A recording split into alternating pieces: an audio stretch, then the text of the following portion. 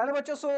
Once again welcome back बच्चों। आपका India का एग्जाम हो चुका है और मैथमेटिक्स का पोर्शन बहुत सारे बच्चों ने मुझे अपने अपने जो मार्क्स हैं जो उनके बन रहे हैं आंसर की मैंने आपको बता दिया था कल सेट ए का।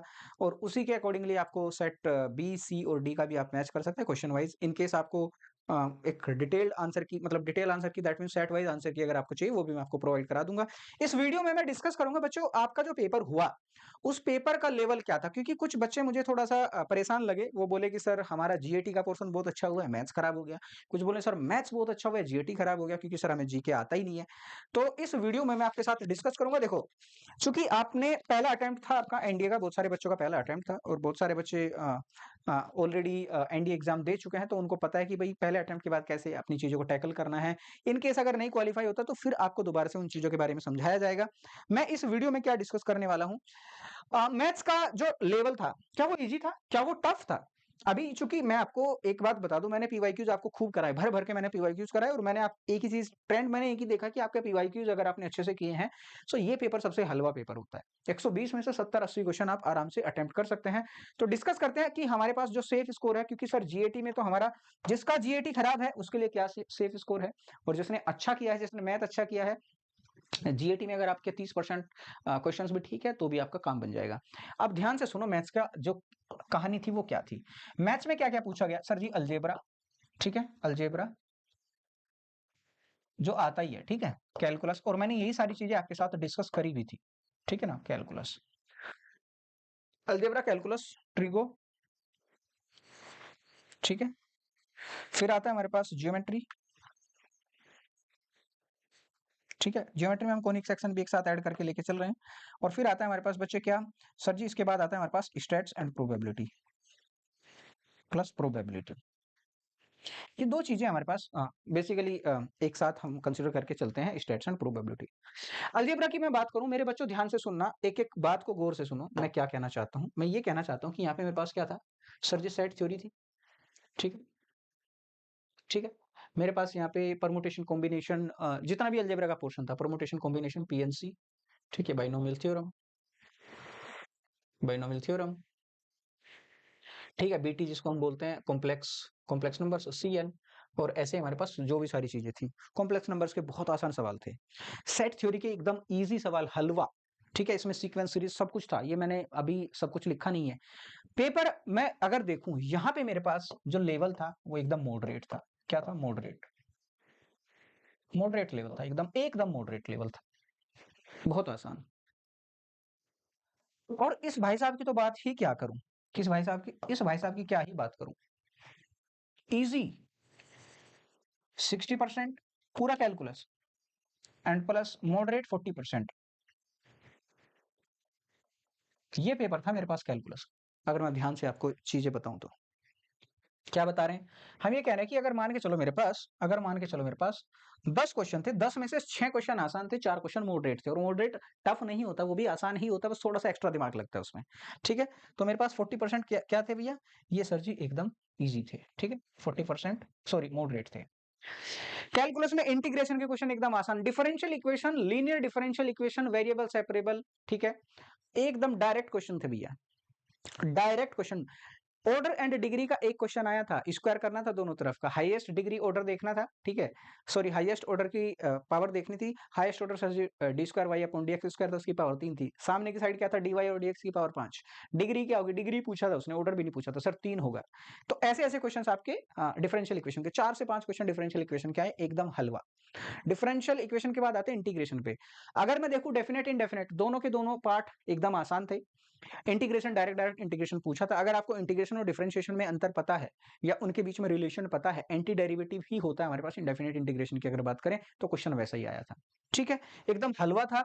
यहाँ पे आपको थोड़ा सा दिमाग लगाना था। अगर आप कैलकुलस को देखें ध्यान से तो यहाँ पे आपके 20 से 30 क्वेश्चन आराम से बढ़िया ढंग से बन सकते थे। कंटिन्यूटी डिफरेंशिएबिलिटी एकदम आसान क्वेश्चन भैया, कंटिन्यूस फंक्शन का लिमिट के एकदम आसान क्वेश्चंस, कुछ दिमाग लगाने थे। एफ ऑफ जीरो निकालना था, एक फंक्शन दिया हुआ था। ऐसे ऐसे क्वेश्चंस थे। पीवाईक्यूज अच्छे से अटेम्प्ट किए होंगे, मैंने पीवाईक्यूज सारे के सारे सब्जेक्ट्स के आपके कराए थे। अगर आपने उनको अच्छे से किया होगा तो आपका बढ़िया काम बन जाता। फिर आते ट्रिगो। ट्रिगो में थोड़ा सा मान सकता हूँ, थोड़ा सा थोड़ा सा घुमाने वाला था, घुमाने वाला। ठीक है, थोड़ा सा घुमाने वाला था, थोड़ा सा, ज्यादा नहीं, नहीं तो ट्रिगो भी बहुत आसान थी। ज्योमेट्री, ज्योमेट्री अगेन यहाँ पे फॉर्मूला का काम होता है। फॉर्मूलेज अगर आपको आता है, फॉर्मूलाज अगर आपको आता है, फॉर्मूला बेस्ड, ठीक है, फॉर्मूला बेस्ड आपका काम बन जाता है अगर आपको अच्छे से फॉर्मूला सब कुछ याद थे। डायरेक्ट 2 पॉइंट के बीच का डिस्टेंस, मेरे से टेंजेंट पूछ लिया, लाइन पूछ ली जो परपेंडिकुलर हो। इसमें अगर मैं ज्योमेट्री में हालांकि ऐड नहीं करना चाहिए, मुझे वेक्टर अलजेब्रा अगर मैं देखूं तो वेक्टर अलजेब्रा भी बहुत आसान था। फॉर्मूला, मैं एक ही बात मानता हूं, आपके कंसेप्ट, आपके क्वेश्चंस तभी अच्छे से रिमाइंड होते हैं जब आपको सारे के सारे फॉर्मूला याद हो। मैंने एक फॉर्मूला शीट भी आपको प्रोवाइड कराई थी, अगर आपने अच्छे से देखा होगा। इसकी बात करो ना, ये वाला पोर्शन बच्चों, मैं आपको एक बात बताऊं, एनसीईआरटी के डायरेक्ट डायरेक्ट क्वेश्चंस, इस भाई साहब में भी एनसीईआरटी के डायरेक्ट डायरेक्ट क्वेश्चंस, इंटीग्रेशन का एक क्वेश्चन था 10 power x plus 10 power minus x वाला, अगर आपने देखा है, ठीक है। पेपर आपका ट्वेल्थ, ट्वेल्थ में जिसने जिसने अच्छे से पढ़ा है, ट्वेल्थ, केवल ट्वेल्थ लेवल, अपर ट्वेल्थ भी नहीं बोलूंगा, केवल ट्वेल्थ लेवल, और इसमें अगर मैं एनसीईआरटी के एग्जाम्पलर जोड़ दूं, यही था एग्जाम्पलर, अगर मैं ऐड कर दूं तो सब कुछ यही था। एनसीईआरटी के अगर मैं एग्जाम्पलर ऐड कर दूं, ये मेरा क्या था सर जी, ये मेरा मैथ का पेपर था, ठीक है। अब मैं अगेन, क्योंकि भाई सर तो एकदम महान है भैया, ये तो सब कुछ बता रहे हैं, सब आसान था, बट नहीं। अब मैं आता हूं बच्चों के लेवल पे, बच्चों के हिसाब से, ठीक है, बच्चों के हिसाब से, बच्चों के हिसाब से क्या मामला था भैया, हिसाब से क्या रहेगा, मुझे पता है बच्चा क्या करके आया है, जीएटी भी पढ़ना है उसे, उसे सब कुछ करना है, तो मुझे पता है उसका माइंडसेट कैसा है, वो कैसा काम करेगा, उसने कैसे क्वेश्चन को अटेम्प्ट किया होगा। तो यहाँ पे मैं आपको बता दूं, मैं एक बात मानता हूं, अटेम्प्ट आप 80 से 90 क्वेश्चन कर सकते थे, अटेम्प्ट 2.5 घंटे में आप इतने क्वेश्चन अटेम्प्ट कर सकते थे, अगर आप सच में एक बहुत अच्छी तैयारी कर रहे थे, ठीक है, अगर आपने बहुत अच्छी तैयारी करी होगी। 80 से 90 क्वेश्चन आउट ऑफ 120, इनमें से मुझे 65 से 70 क्वेश्चन ठीक चाहिए ही चाहिए थे। ये होना चाहिए था की बात है, होना चाहिए था की बात है कि इतना होना चाहिए था, that should have been corrected, that much of the question should have been corrected, ठीक है। नाउ इसके बाद मैं आता हूं, सर जी कितना हुआ है, अब कितना हो गया होगा, उस पे अगर मैं बात करूं, अगर आपके 50 से 55 सवाल भी ठीक है, 50 से 55 सवाल भी ठीक है, that means you are done, कोई दिक्कत नहीं है, ठीक है। 50 से 55 सवाल भी अगर आपके 120 में से ठीक है, you are in the safe zone, बशर्ते, बशर्ते क्या बच्चे, सर अगर मेरे 50 क्वेश्चन ठीक है तो मुझे 60 क्वेश्चन उधर चाहिए होगा, किधर, दूसरी साइड, मुझे जीएटी में 60 क्वेश्चन चाहिए ही चाहिए हो, क्योंकि जीएटी का लेवल भी टफ नहीं था। जीएटी अगर आपने अच्छे से प्रिपेयर किया है, क्योंकि जीएटी जनरली कम मार्क्स देता है, मैथमेटिक्स पे ज्यादा रिलाई करते हैं बच्चे, तो मैं ये मान के चलता हूं, अगर आपके यहाँ पे 50 से 55 क्वेश्चन ठीक है, 50 क्वेश्चन का ठीक होना मतलब 25 पंजे 175, ठीक है, सॉरी 25 चौके 25 पंजे 125, ठीक है, 25 पंजे 125, ना कि 175, गलत कह रहा हूँ, 25 से 175 होता है। तो यहाँ पे आपके 125 मार्क्स भी अगर बन रहे हैं, 125 प्लस मार्क्स आपके बन रहे हैं, इधर आपके 60 क्वेश्चन यानी कि 240 मार्क्स आपके बन रहे हैं, ठीक है। यहाँ पे 240 बनेगा 60 क्वेश्चन पे, 240 ये बना, 125 ये बना, कितना बनेगा सर जी, टोटल बनेगा मेरे पास 365 के आसपास, यही मुझे मार्क्स चाहिए, मुझे 50 क्वेश्चन यहाँ मिनिमम चाहिए ही चाहिए, 60 क्वेश्चन मुझे यहाँ 150 में से चाहिए ही चाहिए, कट ऑफ आपकी क्लियर हो जाएगी। तो ये आपका लेवल था भैया मैथमेटिक्स का।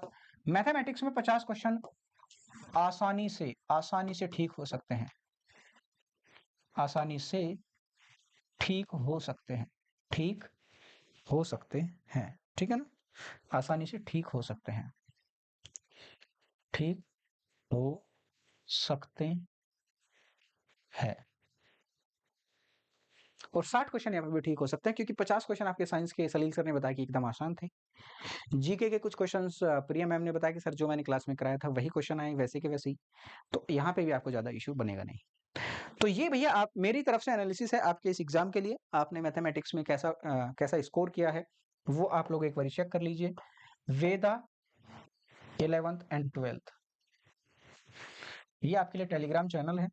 मैं आपको बता दूं, अप्रैल की तैयारी हमारे यहाँ से चालू हो जाएगी अभी, ठीक है, ये टेलीग्राम चैनल है, अप्रैल की तैयारी यहाँ से अब आपकी शुरू हो चुकी है। आप लोगों को क्या करना है, चैनल को सब्सक्राइब कर लो। जो भी डाउट्स हैं आप पर्सनली टेलीग्राम चैनल पे भेजिए कि सर मुझे ये इश्यू आ रहा है, मेरी तैयारी थोड़ा मुझे लगता है कि जो बच्चा मेहनत करता है उसको थोड़ा-सा धक्का लगता है कि यार एग्ज़ाम ऐसे कैसे हो गया। बट अगेन मैं बोलता हूँ आपके घर पे क्वेश्चन सोल्व करना और आपको एग्ज़ाम में क्वेश्चन सोल्व करना is a different kind of task, different kind of a thing.